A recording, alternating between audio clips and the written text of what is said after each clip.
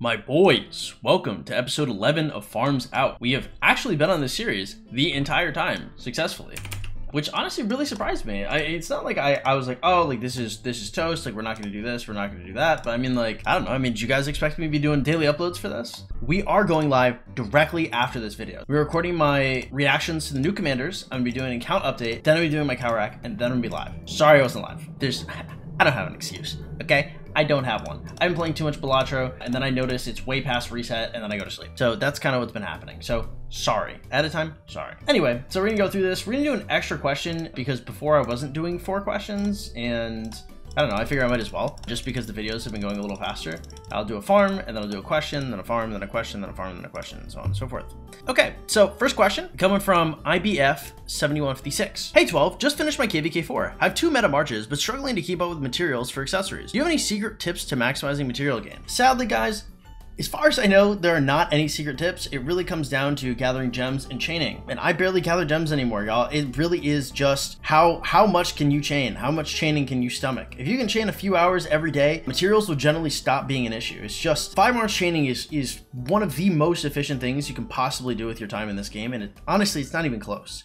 It is just an obscene amount of value. It's just chaining. I wish there was something else, but at the end of the day, you know, you kind of have what you have available to you. So the next comment is going to come from Red and Blue. Would you ever do a series where you become a spender? I get asked this a lot, like a ton. I think there's a point where I had like a bounty out. I was offered like a lot of money to become a spender. And essentially there's like a notarized amount of money to where if I was offered it, I would restart as like a whale. That is just an absolutely egregious amount of money, which I guess there are a couple of people willing to pay, but like not necessarily at the exact amount that I'd want. And like, I know that sounds crazy. You're like, oh, like people would have to pay you to become a, like I like playing this game as a free-to-play. Like I enjoy that. I don't want to be a spender. So this self-limitation is one of the most fun parts of the game for me. I would find it pretty difficult to ever want to restart as a spender. I would have to be asked by like Lilith, or I'd have to be asked with a big bag of cash to ever consider spending in the game.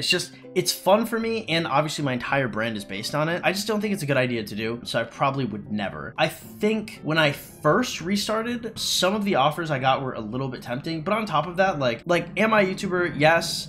Am I full-time? Yes. But like, I kind of just don't have like a bunch of money that I can also sink into the account. I just don't think it'd be a financially wise decision for me either. So the next question is coming from Easy Traff. We'll get T5 soon in a few days. My question is, how many resources do you usually use to sustain 3 marches the whole KVK, full T5, and an AC to Imp KVK, getting a little burnt out and managing my farm accounts? I will tell you this, every single KVK is wildly different. That's a huge question. I've had KVKs where for as little as 20 billion resources, 18 to 20 billion resources, I get a bill KP. I've had KVKs where the same 18 billion resources gets me like 500 mil. I've had KVKs where 14 bill gets me 600 mil, right? It just depends on your opponent. So like, for example, if I'm going up against the likes of whatever Podunk BC Kingdom, if I'm going against like, okay, this is gonna sound toxic. That's not Podunk BC. If I'm going against like 1079, for example, it's gonna cost way less resources than if I'm going against 1188 or 1316.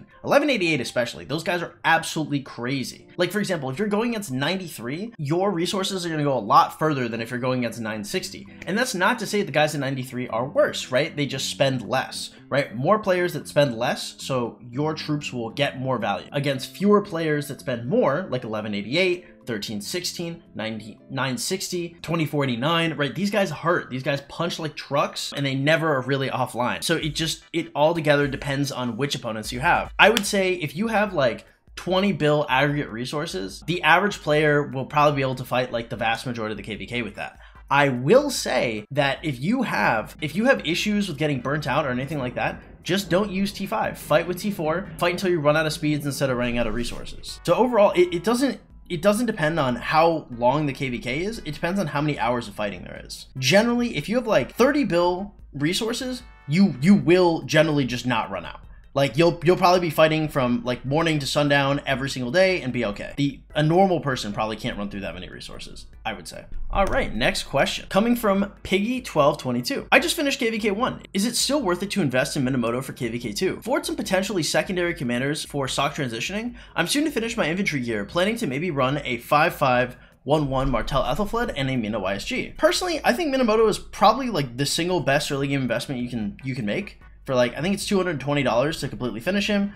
He is an expertise legendary. He will be good as a transitionary piece. He will be good KVK 1 through 3 like fighting. He's good for a plethora of reasons. I think he's fine to pick up in KVK 2. He's probably honestly fine to pick up in Season of Conquest. He just is a really good commander. You're gonna want him for bastions. You might want him for auxiliaries. He's just good for barbing in general. You might use him in some capacity for chaining instead of like Chow Chow. There's a bunch of stuff you can do with him. I really would not sleep on Mina in any capacity. I wish I could have him. It's really sad that obviously he's pay to win only. Yeah, I would not hesitate with picking up the Minamoto. I think it's a completely fine pickup, and I don't think there's anything wrong with it.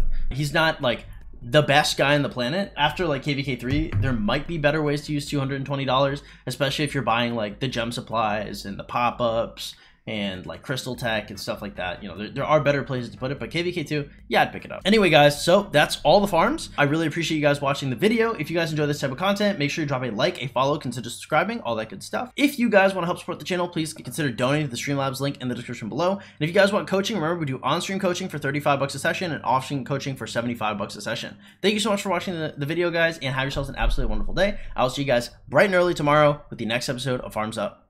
Bye.